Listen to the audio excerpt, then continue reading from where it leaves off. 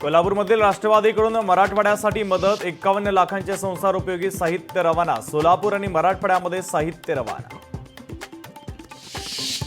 धाराशिव जिल्ह्यामध्ये पूरग्रस्तांना जयंत पाटलांची मदत मिळताच पूरग्रस्तांनी मानले आभार। ग्रामस्थांनी व्हिडिओ कॉल करत मानले आभार।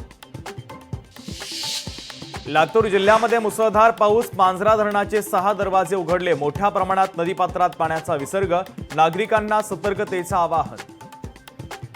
कराडमध्ये मुसळधार पाऊस, कोयना धरणातून पाण्याचा विसर्ग सुरू, तर नदीकाठच्या गावांना सतर्कतेच्या सूचना।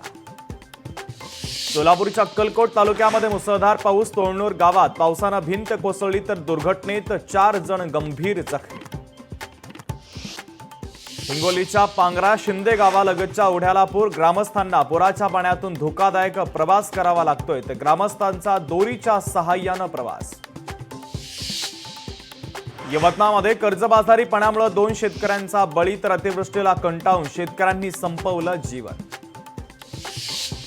कोल्हापूर जिल्ह्यामध्ये जोरदार पावसाला सुरुवात, पंचगंगा नदी 13 फुटांवर प्रवाहित, तर पावसामुळे 2 बंधारे पाण्याखाली। यवतमाळमध्ये शेतकऱ्यांचं मोठं नुकसान, उमरखेड तालुक्यात शेतीला नदीचं स्वरूप, तर पावसानं मोठं नुकसान, शेतकरी चिंतेत। आरोग्य